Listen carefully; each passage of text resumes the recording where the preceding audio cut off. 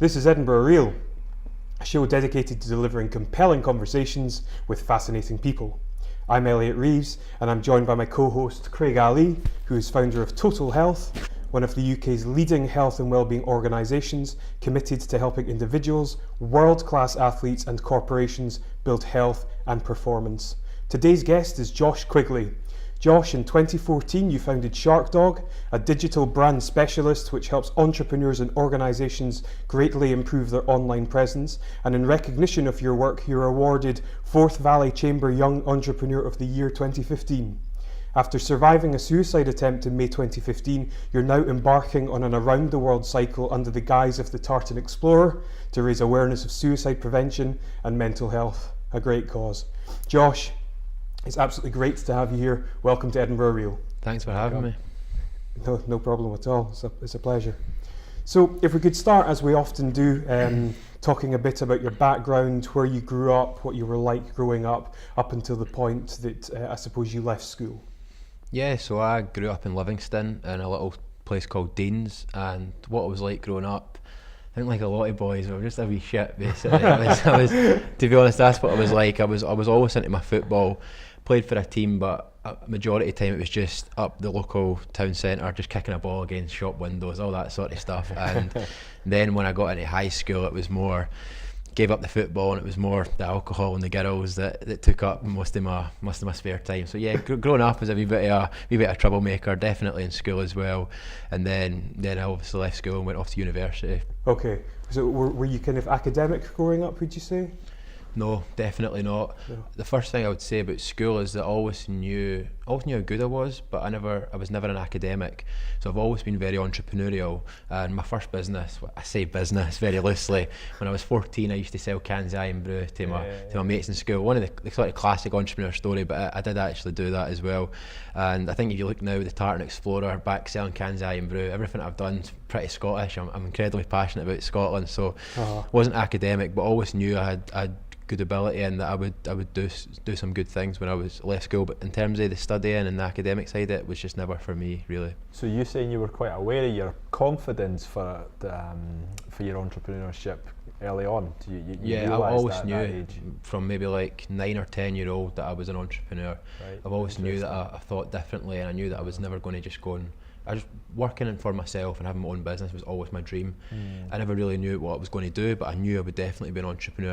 I think it's more of a mindset, and the way even the things I set up and selling the cans of juice to my friends, that's an example of that. And then I also was on a sort of competition in my senior year of high school, where there's a competition with all the local schools in the area to come up with a business idea, market it and sell it and pitch it, and we won the regional competition in my local area in West Lothian, ended up going on to the national finals, and we won that as well, and I was the manager of that team. So at that age I was like, I just knew I had it basically in terms of being in business. I loved the hustle basically, I loved the drive, I loved the energy that comes with that. And when all my friends who were in the team, we were all meant to go off to university, but we'd won it, and we came up with this really cool idea. And when we got back after winning the competition, I was on the phone to like suppliers and manufacturers trying to get it actually done. And I was like, we're not going to go for this. And everybody's like, no, we're going to university. But I really wanted to go for it, so because it's always who I've been. And we just decided to leave it. And I never had an idea for the business at the time. So like a lot of people, I just thought, just go to university. That's what I was going to do, yeah. Mm-hmm. And so what did you study when you went to university? When I went to university for the first time, I was studying business management. Okay. So I went to Napier University studying business and dropped out the first year after about 9 months. I was working part-time doing sales, and I was pretty good at it, and I was making making good money on the side, and wasn't really enjoying university. Never moved out, never came and done the whole student experience, living in the flat, meeting all the people. It was just driving through, doing my classes, then going home. So I never really made many friends at university. It was really just I was going there just to get the degree. So I wasn't really enjoying it. So because I was working and making a bit of money, I thought, you know what, I'm going to drop out and just work full time doing sales. Done that for 2 years, door sales, direct selling, made decent money, but quickly realised at about 19 or 20 that I wasn't motivated by money, which I think's amazing. I'm really glad that happened, because I think people go 20, 30, 40 years being motivated by money, and then have that moment where they realise, you know what, I want to do something that I'm actually interested in. So for me, I had that moment very early, which I'm glad. So decided, what am I going to do in my life? Business, entrepreneurship, what I'm still passionate about. Again, never had an idea for a business. Thought I'll go back to university and finish my degree. So I went to college, Stevenson College, done a fast track course for about a year and a half, which allowed me to go into my third year university. So this time I decided to study marketing instead. It was something I decided, what was it? I think maybe the first time I was just studying a bit of a broad subject, just business in general. I thought, what is the bit I'm most interested in, and maybe enjoy uni a bit more. So I decided to go and do a marketing degree. Went back into the third year there, and that was when I went back to university for the second time. Right, okay. Because I've read various articles about you. There's this growing, kind of thing about you in the media as well, and it said that you were a window cleaner. So how did you end up doing that? So whilst I was at university, college and university, so I quit the sales job to go back to university and college, and whilst I was doing that I needed some way to earn money, so I was working as a window cleaner part-time, about 3 days a week, and uni the other 2. And when I actually started Shark Dog, I was actually a window cleaner, which was interesting. So in the third year of your marketing degree at Napier, everybody does a work placement where you go for 6 months, work for a business. So there's about 300 students in the course, and you're lucky if there's about 50 placements. So when I'm applying for them, it was Josh Quigley, college, marketing degree, third year, window cleaner. Imagine I'm not getting the placement because on paper, why would you want to hire a window cleaner? And there's all these other students are going for it, and they've maybe done internships or they've done more relevant work experience. So I never got it, and I got my back up at that a wee bit. Because I knew how good I was, and if I had got a chance, I'd really be able to prove it. So sort of the poor man's placement, as they call it at university, is a thing called the Live Project. Instead of working for a business, you basically just do a project for them, a real business, a research project for a few months, and then that's what you do instead of a placement. And I thought, you know what, because I really wanted to get an opportunity, I thought I'm going to go over and above what I'm expected to do on this assignment to get a chance, and that's what I've done. I worked way more than I should have, put in a lot more work, and off the back of that, the company I was working for, the man who was running it, said to me, I've been really impressed with you, Josh, would you be interested in working part-time for me while you're still at uni? So I thought, brilliant, that's what I wanted by going over and above what I was meant to do. Again, went over and above what I was meant to do, working part-time, basically worked full-time, and that led to me being offered a summer internship over the summer. So I got what I set out to do basically, and that was, as I spoke about earlier, that was Russell Dalgleish of Exalta Capital Partners, and it was from meeting Russell that I really was brought into the Edinburgh ecosystem of entrepreneurs basically. So I worked for Russell for about 2 or 3 months during the summer, from about May until July, and the type of work I was doing was social media, digital marketing for other businesses. Russell was a management consultant, had quite a few businesses that he worked for, and I was just doing projects for them, and basically was managing all their social media. Got to about 5 businesses where I was managing all their social media on a daily basis. I had like my own little portfolio of clients, and as I said, always been entrepreneurial. I mean, Russell sort of came up with the idea, what about starting this business that offered this service that we were doing for the clients, but to other people. So we went ahead with it, and Russell went over to the States, and I was just left back in the UK to work on this idea that the business that we was going to start. And I thought, right, what's it going to be called? And this is where we get to the name Shark Dog. I don't actually know how I came up with the name Shark Dog. It was just a random. It's when you're trying to get a domain name for a business, you're basically sitting on the domain checker, making sure you can get the .com or the .co.uk. And I remember sitting on George Street with Russell. It was during the festival, and it was a nice sunny day, and we're sitting just underneath the castle outside one of the, I think it's maybe Tiger Lily, and I was like, Russell, I'm really struggling to come up with a name with this. And he said, what you need to do is just get 2 random letters, try and pull them together and get something. So I'm thinking, I wanted to do shark. I like sharks. I've always liked sharks, and I like shark in it. So like blue shark, red shark, but the domains for that are all taken. I thought, what about putting 2 words together? And I went, Shark Dog. And this is when I was walking home from the train station in Moan. As soon as I said it, I was like, that's it. And on the journey, 15-minute walk for the train back to my house, I just went, Shark Dog, Shark Dog, Shark Dog. Just repeated over and over. By the time I got to my house, it just sounded really weird, but I knew that was it. So that's how we came up with the name. But off the back of that, although it was a completely random name, we did actually build a really cool brand story behind it. So I went to get the logo designed, and I says to them, I'd like it to be black and red. I'm not too sure how it should look, but black and red, and come up with something, see what you've got. And they came back, and they came up with black and red logo. It said Shark Dog, but in it, the shark, there was a bit that was separate, like the paw was separate, but the words were together. And I thought, so they're 2 separate entities. I thought there's a shark in one hand and there's a dog. And we managed to build out these really fascinating brand stories around the shark and the dog. And to give you a really quick version of the story went that there was a shark who was a predator in the business world. He was so deadly, he could get any client he wanted, but he was really bad at keeping his clients, so that was a problem for his business. And there was a dog on the other hand. The dog was the friendliest guy in the world, could keep all his clients but couldn't get any new ones. And in this weird shark dog world, I was friends with both the shark and the dog separately, and the shark was pouring his heart out to me over a pint one night in the pub and said, what am I going to do? And I said, leave it with me and I'll have a think. Then I met the dog and the dog told me the same problem, and I thought, put the shark and the dog together. The shark hunts down the customers, the dog keeps them loyal. It's a match made in animal heaven. So that was it. Wrote that story up, put it on the website, launched it, and just because of the name, the uniqueness of it, it just grew like crazy in Edinburgh. It was just, I knew that as a 21-year-old guy in Edinburgh who's no experience at all, launching a social media or digital marketing agency, there's tons of people out there doing that already. I had to do something to make me stand out. And through the brand and the name, that's what we've done. I want to basically say to people, if that's what I can do for my marketing, what can I do for yours? I could see that as a great mini commercial. You know, if it got into TV, you could see that. So that was it, and we just launched it, and I basically went to every networking thing possible and was on social media like crazy, and just managed to start picking up clients. And at this time I'm still actually a student and I'm just on my summer holidays, and then it came to September and it was time to go back for my 4th year.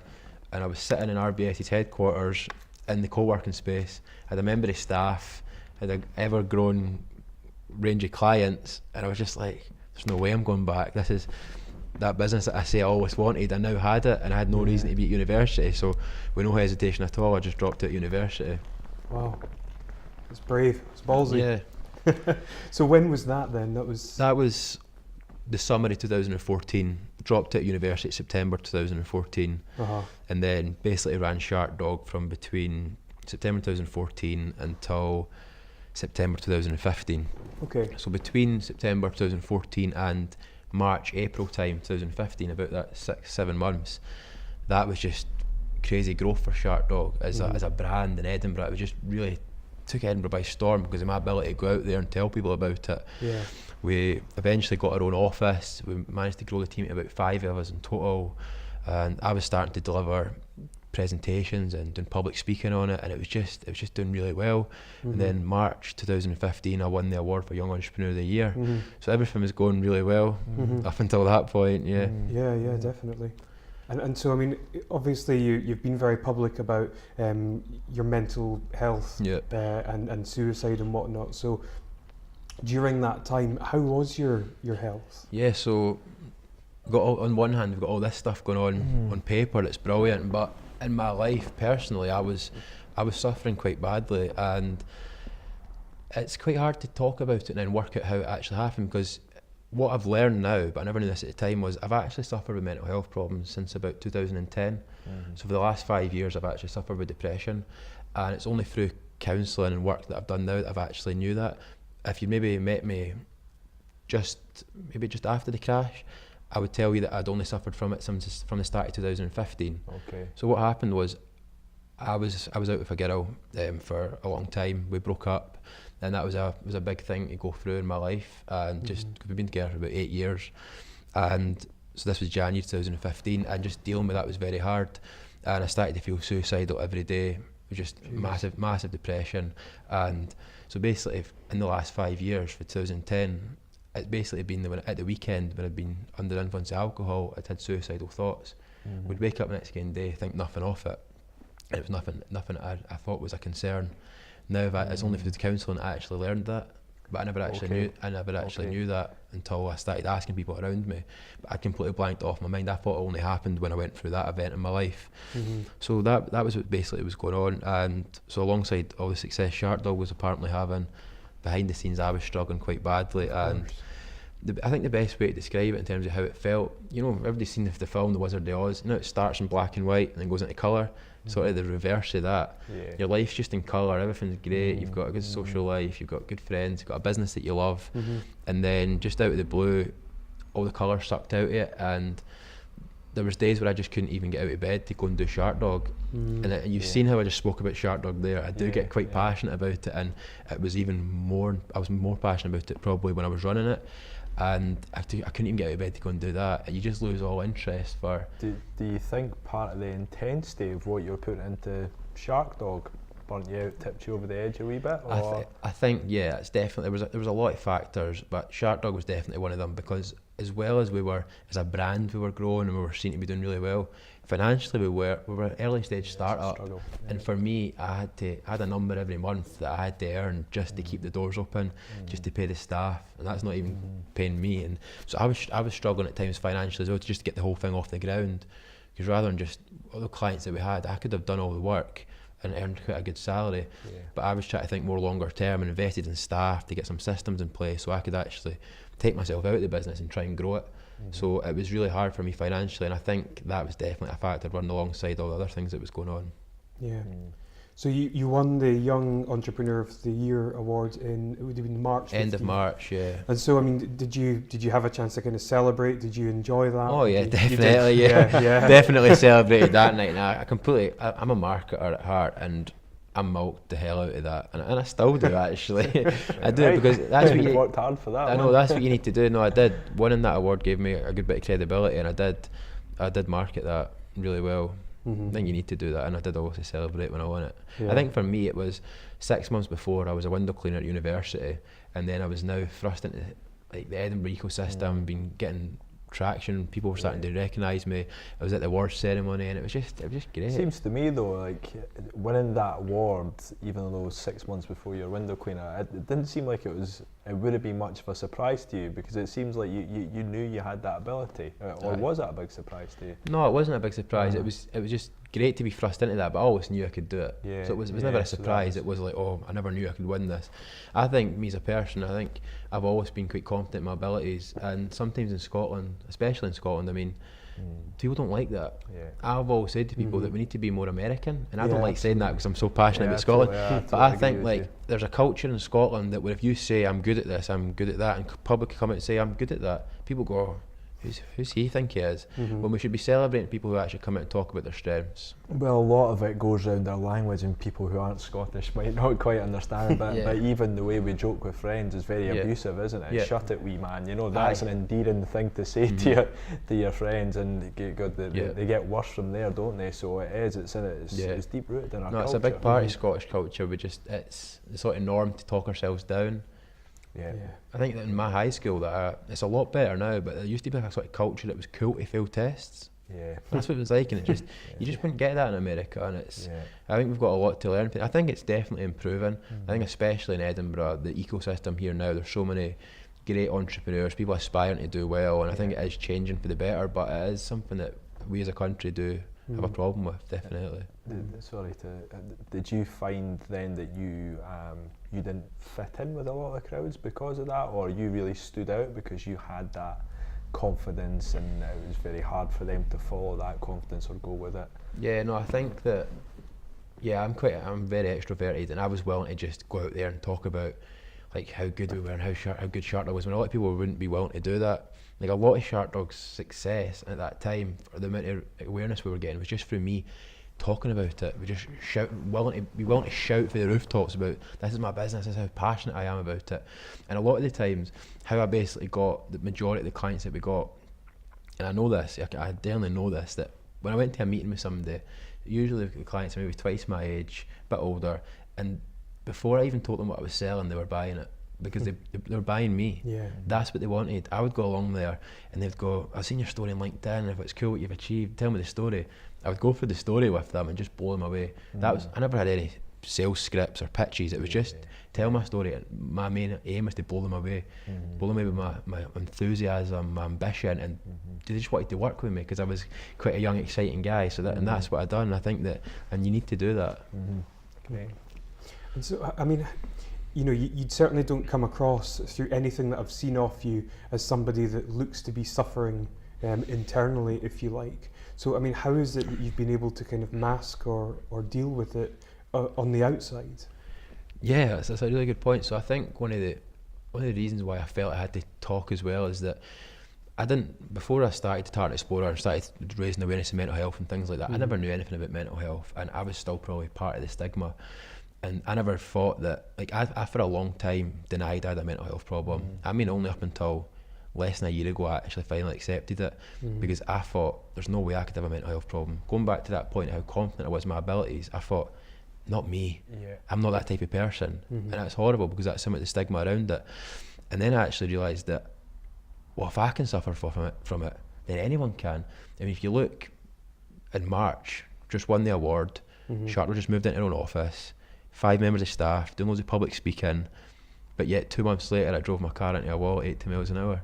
And I thought, what I had in paper compared to what I actually felt was two totally different things. And I felt like, if that can actually happen to me, it can happen to MD. And I felt that in mental health there's maybe not enough people speaking about it in terms of real people like myself, and I just felt I had a lot to add to the conversation. But in terms of how I masked it, I don't know. I think I just put on a persona basically, and I think I had a really great team at Shark Dog, and if it wasn't for them, Shark Dog probably would have died when I was going through that period, because there was like a lot of times I wasn't there because I just couldn't get out of bed. And I think one of the girls who was working with me, like my sort of right hand woman, she knew me very well. I think she knew what I was going through. So I told her all the stuff that was going on in my life. So I think she knew what was going on. If it wasn't for the team, it wouldn't have survived, because there was nobody to drive it or keep it going. So okay, so I mean, in the lead up then to your suicide attempt, I mean, can you kind of talk us through, you know, how you were feeling, the things that you were thinking, and really what ultimately culminated in that? Yeah, so when it started to get really intense, I mean, like every day, it was probably December, January, so that was about 6 months before the suicide attempt. And if you'd asked me back then, way back at the start, if I'd wanted to end my life, basically, I'd have always told you yes. But I was just always of the opinion that I could never go through the pain, the perceived pain of actually taking your own life. And I've always said that the best way to describe it, if I could have pushed a button, I would have done it, and I would not be here very easily. But I just couldn't go through the pain of it. And then this went on for about 6 months.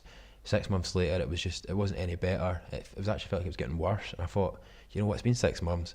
It's not going to be better in another 6 months. What's it going to be like in a year? Is this going to be like this all my life? There's basically no hope that it could ever get better. So one night I woke up about 2 a.m, and I'd been sleeping like basically all the night. Like my sleeping pattern was really, really bad, and I'd be waking up at like 1 a.m, being tossing and turning all night, and it was just horrible. And that night when I woke up the 26th of May, 1 a.m, knew it was another sleepless night, and thought, nah, I can't do it. I just can't do this any longer. And so basically the way I would describe it is, the perceived pain of suicide was actually less than the pain I was going through. And I felt that one of them has to go. I have to do it now. And I'd had the idea for a while that I was just going to get out my car and just crash it as fast as I could. That's what I'd done. I just got up, put my clothes on with no hesitation, just jumped in the car, went a wee drive, knew exactly what I was going to do, turned round the roundabout, came back the same road that I drove home thousands of times over the years. But that night I wasn't planning on going home, and it's actually scary looking back now, given how good I feel a lot of the time, that the state of mind I was in that final 30 seconds, I can remember it very well, and it wasn't scary. I wasn't hesitating at all. It was liberating. It was like, this is it. The pain's going to be over. And back then I thought I wanted to die. I never wanted to die. I just wanted to end the pain. That was it. I just feel like there was never going to be any hope. And I hit the barrier with no hesitation, and then woke up in hospital the next day. And had you suffered any injuries or? No, that was a bit for me that made me realise that it had happened for a reason. Mentally I was very ill, but physically I had no injuries at all. No cuts, scratches, bruises. I was actually up walking the next day and just walking about, and the testing, they were doing testing because they thought there must be some sort of internal damage, and they said there's actually nothing wrong with you at all. I remember at this point I wasn't spiritual, I wasn't religious at all. Walked along to the chapel in the hospital, sat in there and just thought to myself, Josh, you've been given a second chance. You honestly need to make the most of that. I wrote a wee note in the book. I don't know what it said because it was a different weird time mentally for me, and I'm going to go back actually on the anniversary and read it, because I know it was basically quite a motivational thing that you need to take. You need to grab life now, make the most of it, and it was just in that realisation that something special had happened actually. And the way I look at that night now is the greatest night of my life. It's got to be. You've got to look at that in a positive way, because you can't look at things negative. I mean, if you look at what I've managed to do now after that, I've turned the most negative events into the most positive one. I think that's what I try to help others with as well. Just, there's nothing in your life you can't be grateful enough about. Yes. Just to track you back a wee bit, first of all, I think what you're doing for raising awareness of mental health is exceptional, and I think it's necessary, and I also think it's necessary that young men are doing this. So I think, well done for taking the kind of step and being a leader in that as well. And just at that point where you decided that I was going to do this, was there no kind of reaching out to people? Was there nothing that was kind of making you pull back or hesitate in that? And what advice would you give to people who are thinking those thoughts, who are trying to want to get rid of that pain? No, not at all. I think the problem for me at the time was, obviously I said I went through a breakup. The situation with my family wasn't the greatest, not really that close to anybody, and I just felt really lonely and isolated. And the way I felt was that, and this was wrong, I felt that if I wasn't here, nobody's life would be affected day to day. If I wasn't here, it wouldn't bother MD. And I felt like I had no purpose to be here. That was it, and that it would never get better. So that's why I'd done it. Now, since I've done that, and through my work with the Tartan Explorer, thousands of people following it and saying I'm an inspiration for them, I've now got a purpose. And see, I've made a promise now to myself that no matter how low or how dark times get again, I would never ever attempt suicide. Because for me, I've got thousands of people following this who are looking up to me. I'm the ambassador for mental health. If I was to go and take my life, what message would that send to other people? So for me, I've got my purpose now. Absolutely. And that's what I say to everybody else: find a purpose, find a reason to be here. A lot of people, when it comes to mental health, their reasons are kids. They wouldn't ever take their life because of their kids. So some people say that's their purpose. I never had kids. I was just a young guy. I felt like I had nobody. But now having that purpose, and that's the centre of everything that I do, that's the reason why I get up in the morning. And keeping that in line with who you are, that is what helps massively. It's hard. I don't have any advice on how you find that. We all need to go on our own journeys to find that. But for me, that event was definitely how I found my purpose. And what I would say to anybody is that don't try and do that hoping that it makes you find your purpose, because not everybody's going to be. 9 out of 10 people would die after that. I was the lucky one. So So how long was it after the event that the idea for the Tartan Explorer was conceived? It was actually, so the crash was the end of May. It wasn't until September. So I had a bit of a long summer where, so after it I knew I'd been kept alive for a reason, but I never knew what that was. And I thought, what the hell am I doing with my life? I basically spent the summer doing a bit of soul search and just thinking, what do I actually want to do in my life? And I didn't know. I really didn't know what it was.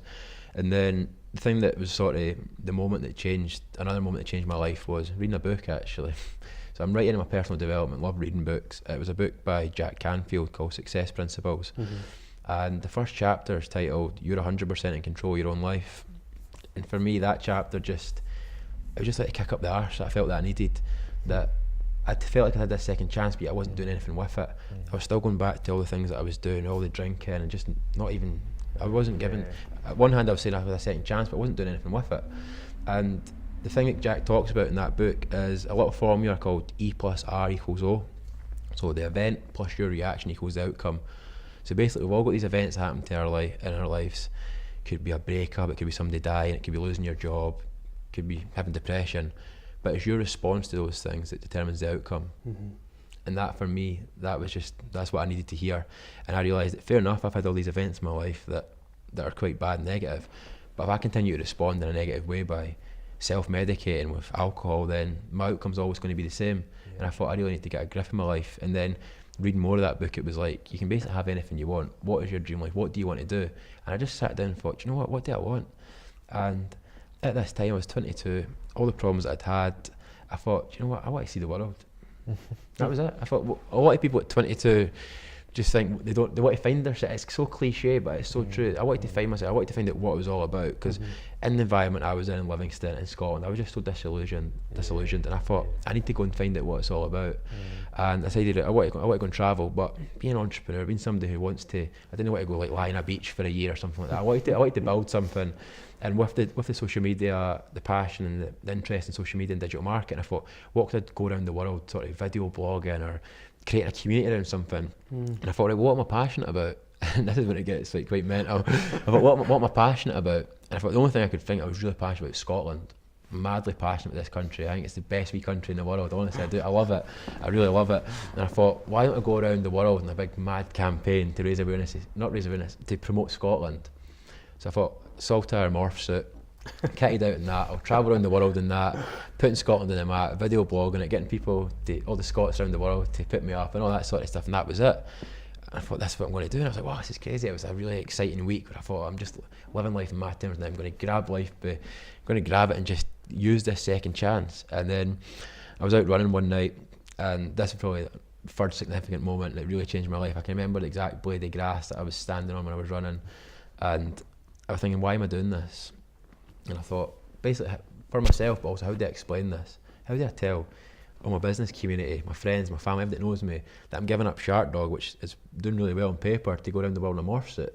How do you explain that? It's a hard sell. How do you explain that? And my why was that I was in a car crash, had a second chance, and decided I wanted to just grab life. Yeah. And I thought, but Josh, that's a lie. It's not a car crash. It's a suicide attempt. Yeah. And I thought, that was it. That was the reason. That was why I was kept alive. I was to go around the world telling my story and to raise awareness of mental health and suicide prevention. And the rest of that run, it was just, my head was just an absolute whirlwind. It just, oh my God, what have I came across? Could be like one of the greatest things ever. And I went home and emailed my auntie, who I sort of tell everything. And I was like, bear with me, but listen to this idea, what do you think? And she was like, Josh, I think it's absolutely amazing. But are you ready? Are you ready to tell the world what happened? And one of my biggest problems is, I come up with all these big amazing ideas, and then it comes to doing them and it's like, oh, do I need to actually do that now? And that's what happened. And I thought, I think I am ready for it. I just felt like I was. And then, so I started working on this idea of the Tartan Explorer. This was in September. And then I got a bit of a setback, which was really hard to take. I got a letter through the door from the Crown Prosecution Service. Said to me, you're going to be getting charged with dangerous driving, a criminal charge. Jeez. When it happened, I had my driver licence removed to the DVLA, which I agreed with 100%. I shouldn't be driving if that's how I feel. I'm a danger to other drivers. But then that really got my back up, because I think at that point, Scotland as a country, as an establishment, had a decision to either punish me or support me. And I think they punished me. And I think if you look at the money it was spent on the court, the lawyers, legal aid, processing the case, that money could have been taken aside and put into my recovery session. I mean, we've noticed it's like waiting times for therapy and mental health support. That could have been used for that, and I just felt fundamentally that was wrong. And any doubts I had about launching it and taking on the world in terms of mental health and beating the stigma, they were gone, because I thought, that's it, I need to do it now. I massively need to do it.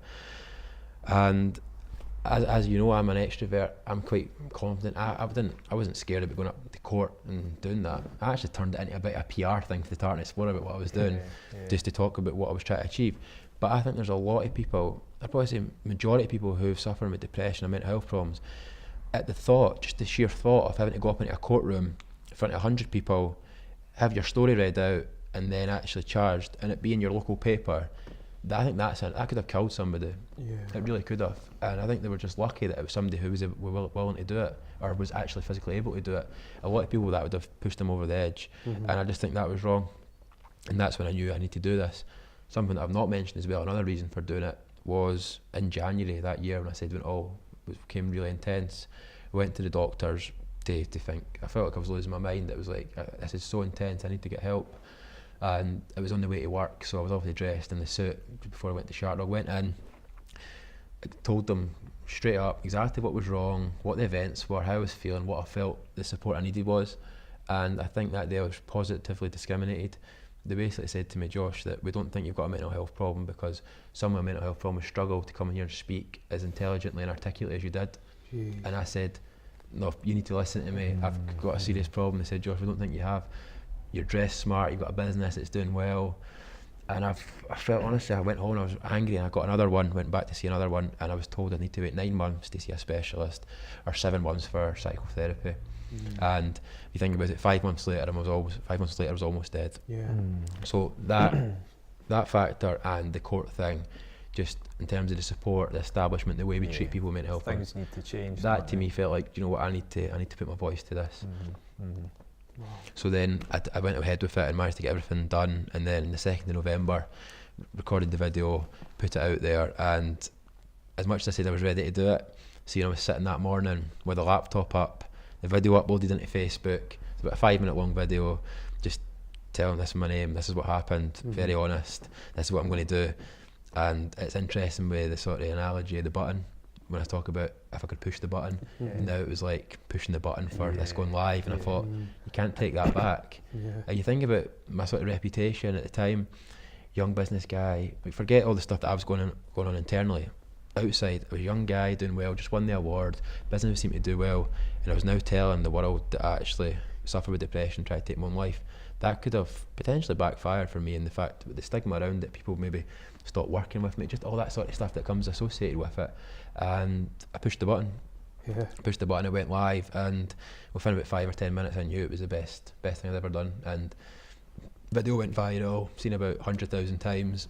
People from all over the world were getting in touch, and that's when my life just changed forever. So at that point, I thought what I was doing was going around the world raising awareness of mental health, which I was, but I never realised the main thing I was doing was actually inspiring people. So I got a message that changed everything about 3 days after I'd done it. It said, "Josh, I can't believe I'm writing this to a complete stranger. I'm in hospital just now, I'm suffering with mental health. I've got a suicide note written. I'm planning how to end my life this week. I've just came on Facebook and watched your video, decided to actually get help and support instead. Wow. Basically, thanks for saving my life." And I was like, I remember just sitting reading it like, wow, that having that impact on somebody else's life just through telling my story. And I thought, wow, I'm really, as an entrepreneur, I feel like I'm in the business of saving lives now. Do you know what I mean? That's how it felt. It felt great. I felt like I'm actually making a positive impact in society.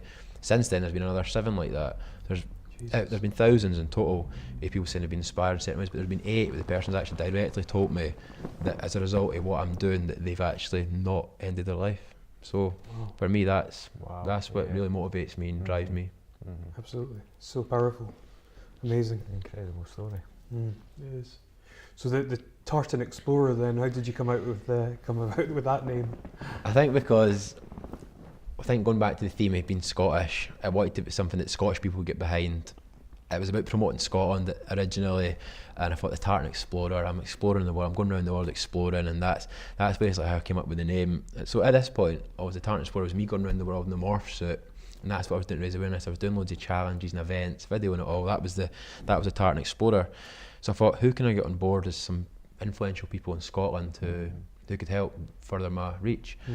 Sir Chris Hoy being probably the most notable one. He's an ambassador for mental health, and he's incredibly inspiring Scottish guy.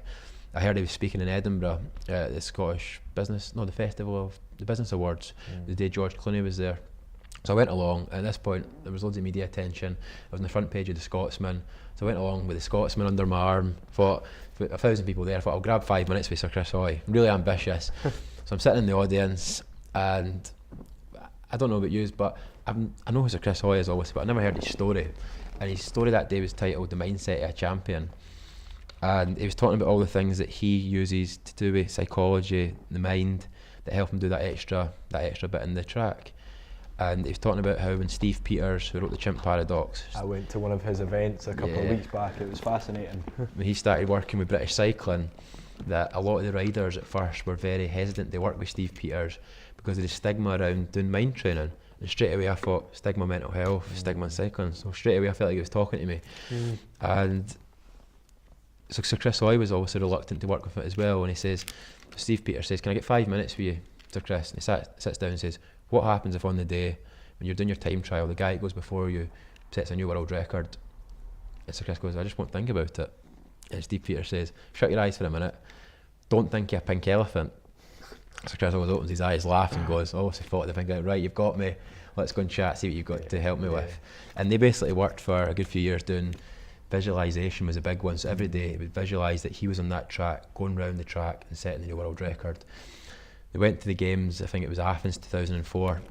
So Chris is sitting in there waiting to go. Because he's ranked #1 in the world, he goes last. So like Steve Peters predicted, a guy gets up a couple before him, sets a new world record. So Chris just shuts his eyes, visualises him doing it, but then again another guy gets up, sets a new world record. It happened 3 times. So what Steve Peters predicted might happen, worst case scenario, happened 3 times. But Sir Chris just sat in the audience visualising it. Then he gets up, he goes onto the bike, and he says that it was just the most phenomenal feeling in the world, because like I'd seen it in my head all those years, visualising it was now actually real. He said he went around that track, and Sir Chris was talking about all the little things, like working with Steve Peters. He called it the aggregation of marginal gains. The little things you can do across a wide spectrum that makes this, that difference, basically. So Chris went out that day and set the new world record by 1,000th of a second. And imagine me, I'm sitting in the audience at this point, like so inspired. He puts on the clip, shows you the three guys doing it before him, then him going up after it. And honestly, I felt like I was watching it live. And after that, I remember just thinking, I'm incredibly inspired, and basically what I did is went, fuck it, I'm cycling around the world. That was literally what happened. I thought, he was inspired me that much. I thought I need to do something on a bike, and also the Tartan Explorer thing. I thought, lucky you weren't at runners, marathon runners talk or something. Running around the world. I know, and that's what I thought. And I was that inspired that day that I managed to get on the stage after it and get a photo with Chris Hoy. And if you go on my Facebook page, you'll see it. I was the only guy who got a photo that day, because I just felt inspired me that much. I went right down to the front, got up there, and just got on, and that was it. I then went home, started thinking, can I cycle around the world? I thought, aye, that's it, I'll do it. Obviously not a cyclist at this point, and then I just went onto Facebook and announced it, and then that was it. I was now cycling around the world. Because what I thought was, well, is going on to that theme of inspiring people, I thought I was getting a buzz for the messages, the inspiration. I thought, how can I continue inspiring people? That was happening at the same time. So I thought, well, if I'm not a cyclist and I cycle around the world a year after trying to kill myself, what sort of message does that send to other people who are suffering in terms of hope? So I thought, that's why I'll do it as well. So I announced it, and then after Christmas basically went into training and just spent like 12 weeks training for it all beginning. So yeah, that's how it became the cycling challenge, after meant to just be going round in the morph suit. Before that, you were using a lot of fitness and training and kind of health practices, or weren't you, to help manage your kind of mental health situation and everything? Yeah, definitely. I remember we done that session in the gym, just all the breathing techniques and stuff, and I was finding that was something that was, at this point, I was a lot better. I know I was talking about the drinking and stuff during the summer. At this point, I was kind of giving it up to a certain extent. I was going quite a few weeks without it, and then doing that and exercise and the meditation and the reading, it was really helping me and getting me into a really good place. So I found for me the exercise and all that sort of stuff just helped so much. So when I went into January, started training for the 12 weeks. I was going to cycle around Scotland before I went. And another thing I should add probably on that as well, one of the reasons for cycling as well was, because I knew I was getting banned for driving, I'd planned on doing a tour around Scotland first to raise awareness of the world one, and I thought, well, how am I going to do that without a car? So it was always in my mind, how can I do it? And then with Sir Chris as well, I thought, oh, I'll cycle, and then thought, so actually what happened, I said I'll cycle around Scotland, and then I thought, well, if I'm doing that, I'm setting a bit of precedent. So that's how it actually happened. But so then started training really intensely from January, cut all the alcohol, was training every day, was really in the zone. Like I was, for about 5 or 6 weeks, I was just literally smashing it, everything. Tartan Explorer was bringing on sponsors, we were reaching so many more people, everything I wanted to do, my goals and stuff were all being met. And actually, I told myself for a while that I felt that my mental health problems were just down to the drinking. I started to believe that, and then I went for 5 or 6 weeks feeling brilliant, no down days at all, and I thought, you know what, I was right, it was because of drinking. Then in the middle of February, sober for 6 weeks, just crashed. One of the worst ever. It was like, I can't think it was at the start, it was like a Monday, I'd crashed, and it was the Monday, the first day of the week, and I thought, well, maybe it's just a bad day, I'll just chill out today and back tomorrow. Woke up on the Tuesday, still the same, Wednesday, still the same. I thought, what's going on here? And I was basically out of action for a week, just in my bed, not unable to move, unable to do anything. And I think one of the reasons it was so hard to deal with, because I told myself that it was alcohol, and it was actually realising that, you know what, there is something deeper within. It's not just alcohol. Alcohol and things can play a part, but there's always something in there that's the problem. So that was really hard to deal with. And yeah, and there was a video that you put up on YouTube, I think, at that time as well. Really kind of vulnerable video, saying that you're, you know, on the face of it, it looks as though everything's going brilliantly and you're overcoming these challenges, but the reality is you're still suffering. Yeah, one of the things that I was conscious of was I was speaking about the fact that it was great that we're having so many more celebrity ambassadors now in mental health, because they can really use their influence to start a conversation. But one of the problems I felt was that if it's only them speaking about it, then it's hard for people to relate to them. For example, a young guy in Scotland relate to Chris Hoy. It's good that he's starting a conversation, using his influence, but you can't look at an Olympic athlete and think, I know how he feels. So I thought there wasn't enough real people, like real just working class, run-of-the-mill guys talking about this sort of thing. So I thought that's what I was adding. But then what I was failing to realise was that the more sort of the talent sport grew and all the media attention, and I was getting really fit, and it was like I was starting to become like that, and it was like I felt like I was getting to the stage where can people relate to the Tartan Explorer, because he's a Tartan Explorer basically, and it was getting, because it was going so big and getting so much traction. So I felt like that I had to put out the video and tell people, you know what, because I wasn't being honest either. I was making out Tartan Explorer's done this, done that, done this bit, and I was actually, that week I was feeling terrible, and I thought, you know what, I need to put the video out, I need to show my vulnerability. But it was hard because I didn't want to do it at first, because I thought, would people still want to back it if I feel like that, and they think, well, what happens if that happens when he's cycling?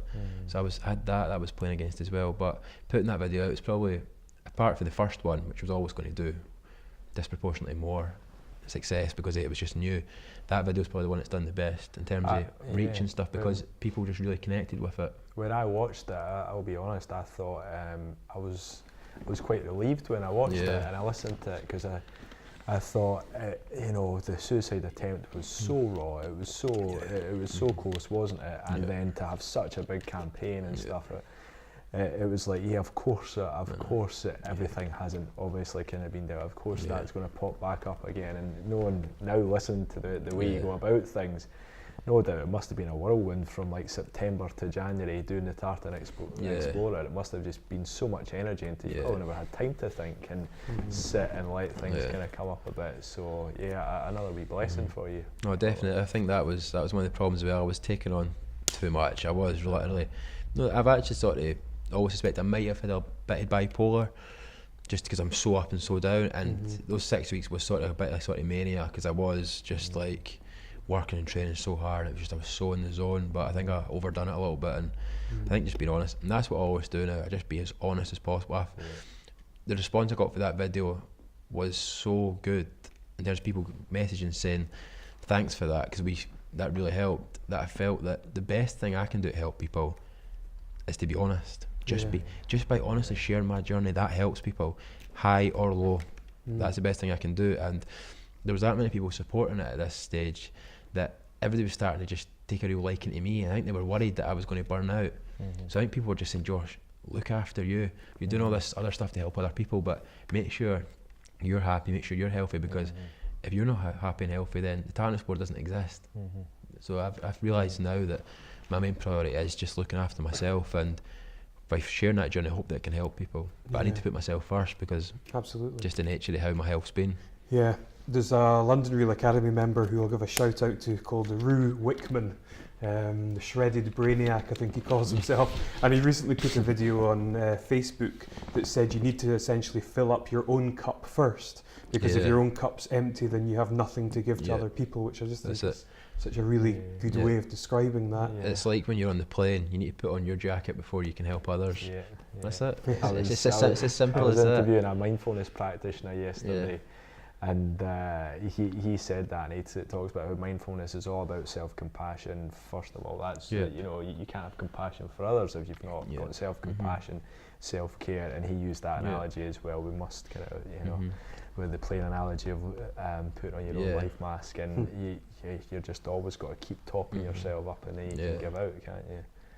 Easier said than done. Exactly. Because going back to that subject on purpose, although I think that my purpose now to help others, actually, I realised that I've maybe got two purposes. My first one, the most important one, is for me to find happiness and to stop the feelings that I've had in the past, or learn how to deal with them. Then after that, my purpose is to tell my story and help others, first and foremost for me. But I've found that, as we said, that just even sharing my honest journey just helps people. Absolutely. So what do you, because we all get these little negative thoughts coming, we all get the dark days, we all, you know, and that's the crazy thing about stigma mental health. We're all up and down at times, aren't we? We all have depressed days or whatever, some more in depth than others. So what are you telling yourself now when you get those dark days, when you get the wee negative thoughts? How do you combat it? I've got a few ways of dealing with this. So first of all, if I start to feel the dark thoughts coming back, a few things I can do just in the short term that I think can help. So for example, in the past, when I used to wake up and I was feeling like really low, like really bad, my response to that would be was, I'm feeling low today, turn the light off, shut the curtains, put the phone in airplane mode and tell the girls I'm working from home. So my response to that event was negative, and the outcome was negative.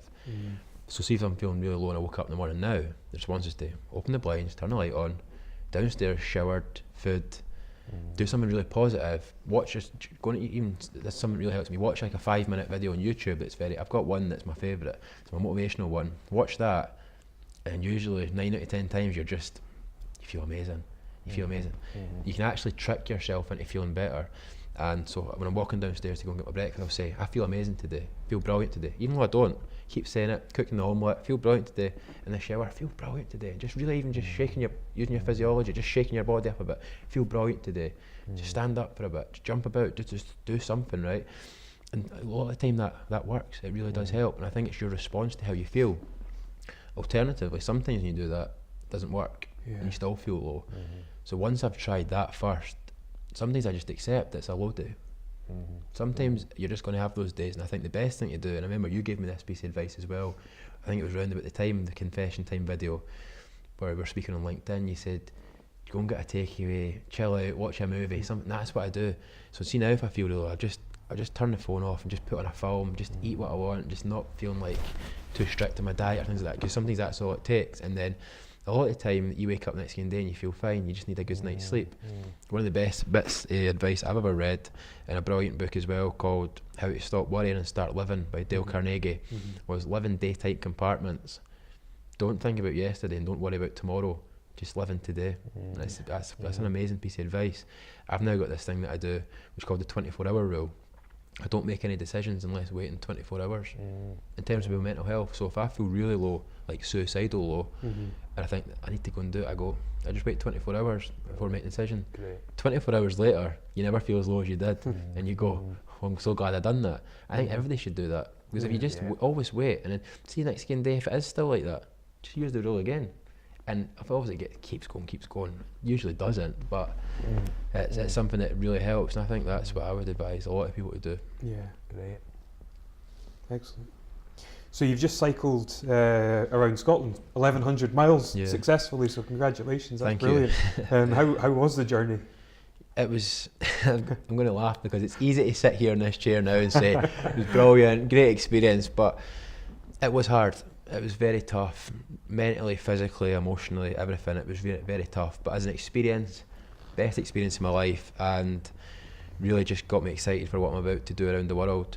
So what I done was, it was 28 days, 1,100 miles, visiting 28 towns and cities, and speaking at 10 mental health events that I'd organised in partnership with See Me Scotland, the mental health charity. And I'm glad we've done it, but now it's over. I wouldn't have planned it like that again. So basically, since I've became the Tartan Explorer, I've done a lot of public speaking in schools, colleges, universities, workplaces, about my story, about mental health, helping inspiring people. And I would go along there in the day, say it was like 9 o'clock in the morning, wake up, go speak, go home, fine, not triggered in any way.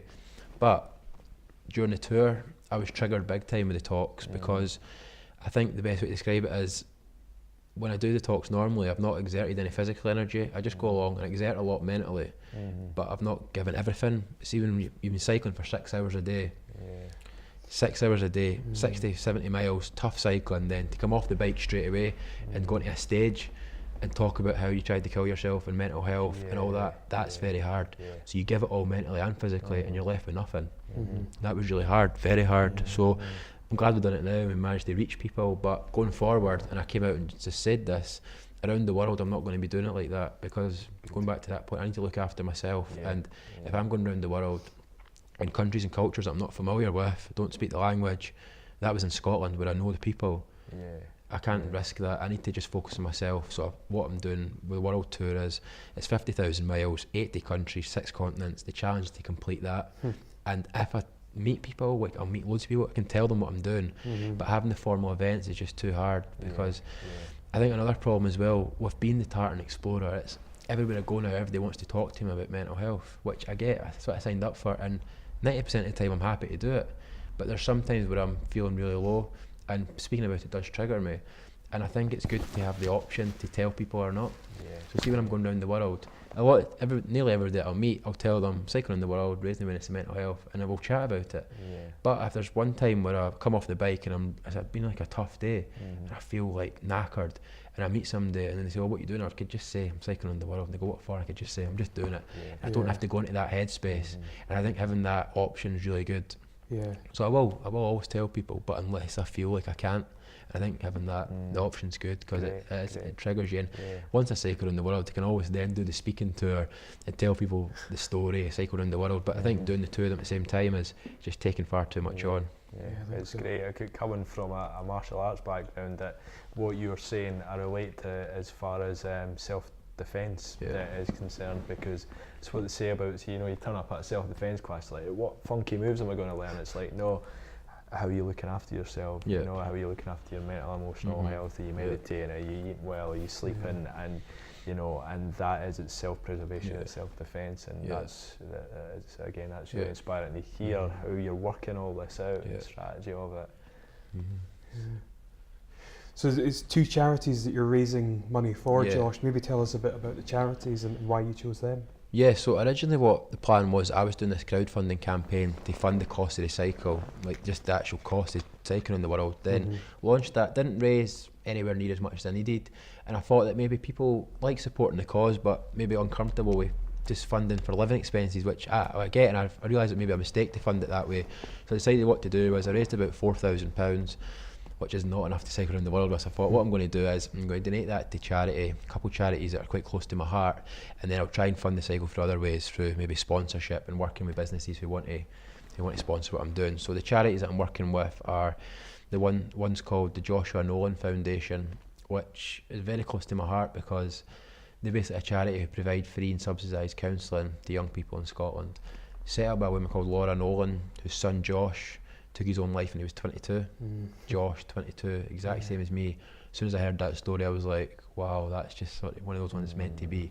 So I'm really happy to be supporting them. So the other one's Smile Counselling, which provides free counselling to young people in West Lothian, where I'm from. So it's a way of me helping out my local community as well. And basically for every £40 that we raise, a young person gets a session of counselling. So it's another person who's got a chance to get something off their chest and be further away from potentially considering taking their own life. So and what I'm planning on doing around the world as well is, for each country that I'm in, the money that I raise then goes to a local charity in each country.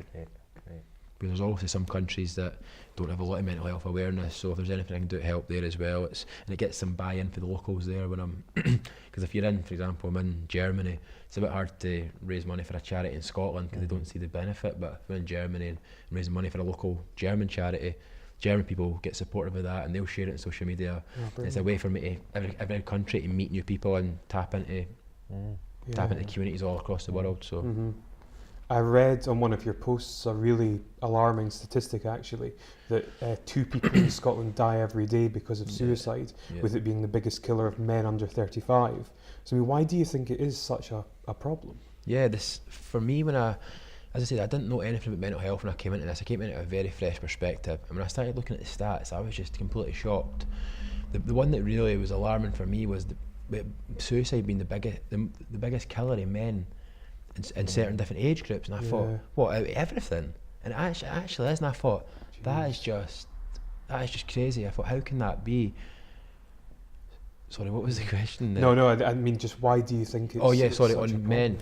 I think the problem with men is, and why it's so disproportionately high for men are 2.5 times more likely to take their own life, is I think it's just as simple as the fact that men don't like talking about their feelings. I really believe that, and I think that if you look at women, if women have got problems or women are going through stuff in their life, women are going to meet up with their friends for a coffee, they'll come out of their house, they'll have a chat. But see, for guys, guys don't do that. Not many. The majority of men in Scotland don't meet each other for coffees and for chats. Guys' ways of socialising is going to the pub, going for a pint, and when they're at the pub, you can bet they're not talking about their feelings. Giving each other stick. And me, I've always spoken about emotions. I'm quite an emotional guy, but for the majority of men, they're not like that. I generally just think it is as simple as that men feel like they struggle to speak out about it because they don't like talking about their feelings, but also because of the stigma surrounding it. They feel like who can they reach out to? They're going to get stigmatised because of it, and I think that's what it's down to. Yeah.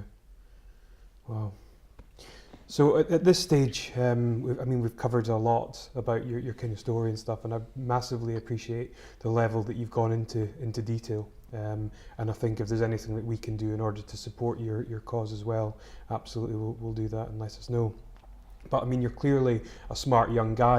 You've sort of positioned your business and what you're doing now brilliantly. So it'd be good to ask you a few of your kind of success tips, if you like. Yeah. So the first question I have is, who or what inspires you? There's one man who inspires me the most, and that's Gary Vaynerchuk. And anybody, like I literally, that guy's had more influence in my life than anybody in the world. Really? He's just so inspiring. So as a person, he's incredibly inspiring. But what really inspires me now is the work that I'm doing, which keeps me going, is something I just thought about the other day. And I think, see, the world we live in with social media now, and I was thinking about, and I'm so glad that I thought about this because it's such a good motivator. I thought it's crazy how everyone's on social media now. In like 50 years, when I've got like kids and grandkids, they'll be able to go back on my profile and look at what I was doing when I was younger. And I thought, how cool is it going to be when they can go back and look at what I was doing with the Tartan Explorer in a time when nobody was talking about mental health? And I think that, in my opinion, I think in 50 years, mental health will be spoken about equally like physical health, and I think that it won't even be a thing. And I think that'll be fascinating for them to look back and see that their father or their grandfather was actually willing to come out and talk about that. And that's for me something that's really nice. It drives me forward, and I want people to be proud of me, basically. Yeah, definitely. So some of your positive habits, I mean, obviously you seem to read a lot. Yeah. What are some of your favourite books? Oh, favourite books. The Chimp Paradox. Okay. Brilliant. The one that really changed my life was Success Principles by Jack Canfield. Yeah. Also, How to Win Friends and Influence People. Yeah, that's a great book. Tony Robbins, Awaken the Giant. Yeah. That was great. Yeah. I think in terms of success tips, success is a really interesting word for me. Very recently, obviously, because success has probably been the biggest problem I've had in my life, where I'm always striving to be successful, and I put crazy, you wouldn't even believe the pressure I put myself under to be successful in the past, and it was that drive and desire that sometimes really pushed me over the edge. And I always wanted to just be successful, and what is success? I've realised that success is just what other people think of you. I think now, and I learned this cycling around Scotland, that for me success is happiness. I look at somebody successful now if they're truly happy.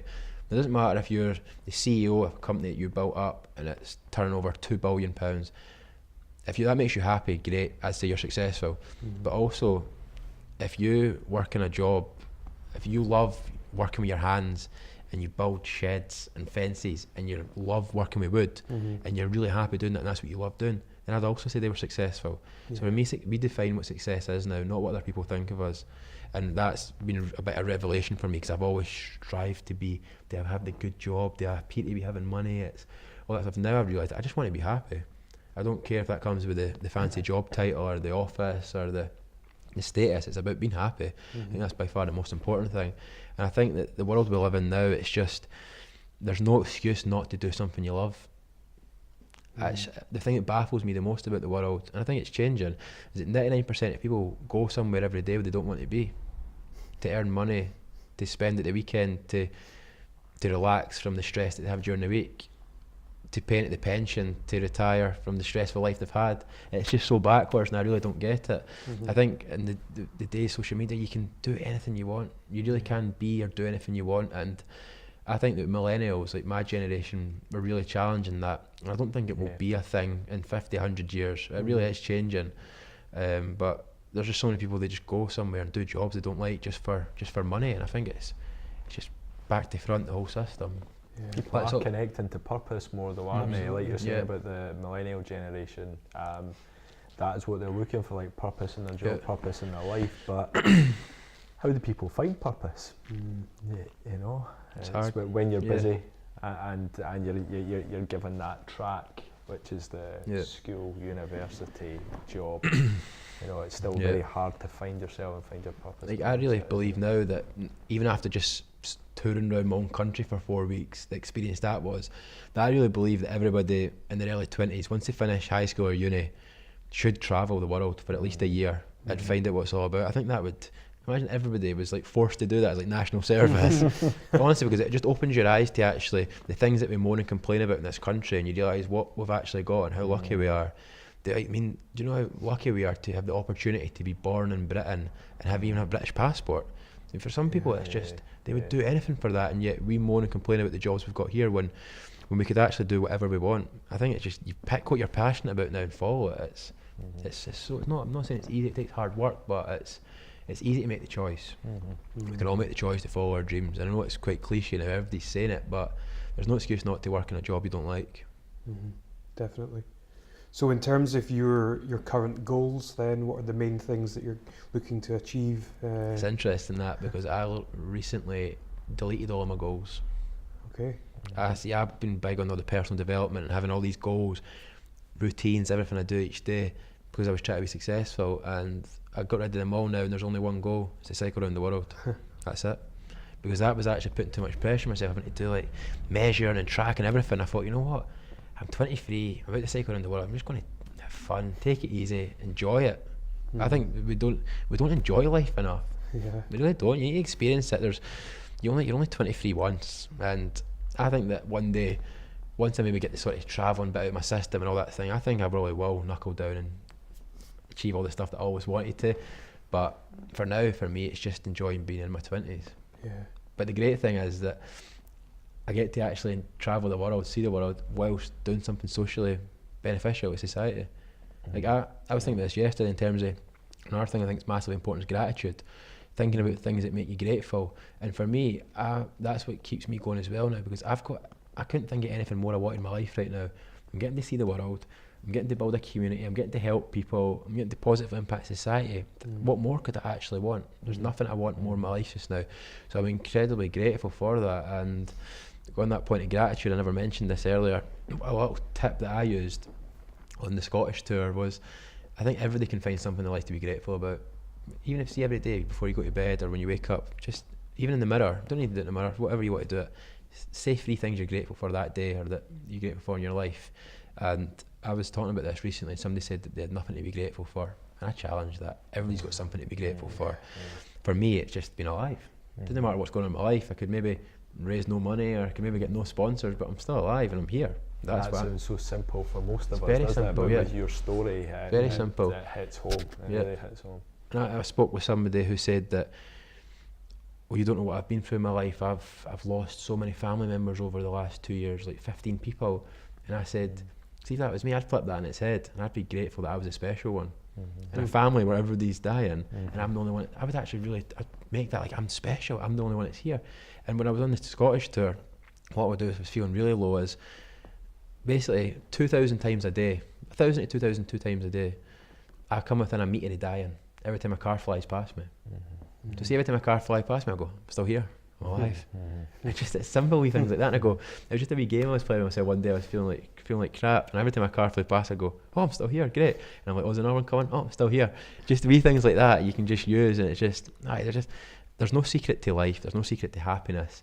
There's just loads of tiny wee things you can do. If you do them all at the same time, then that's when you get big results. One of my favourite quotes is, don't sweat the small stuff, but remember, it's all small stuff. That's it. There's no big thing that you do, one secret. It's just all wee things. Going back to that point with Sir Chris Hoy, the aggregation of marginal gains, just do loads of tiny wee things across a big spectrum, and you'll start to notice the results. Excellent. So the last, I suppose, scripted question that I have for you is, what is the best piece of advice you've ever received? You can be or do anything you want, by far. And that was working with a man called Alan Bonner, who was an investor in Shark Dog and my mentor, he's still my mentor now. And he basically, when I started working together, he made me do an exercise where I wrote down 30 things I wanted to be, do and have. And it was only for doing all that. If I would never had that piece of advice, I would never have started the Tartan Explorer, because I never thought in my wildest dreams that I could come up with this thing that let me go around the world and see things, and I never thought that was possible. I never thought I could have all of that. And he basically told me, you can be or do anything you want. We all can. We literally can. I think that's the best bit of advice I've ever had. And I think maybe not a bit of advice I never got, but I sort of learned would definitely be, don't follow money. Never. I learned very early, don't follow money. But what is money at the end of the day? It really, you need to have a certain level of it, but it's really more important to just do something you love. Yeah. So True. Yeah, so go for it. You can have anything you want. Excellent. Brilliant.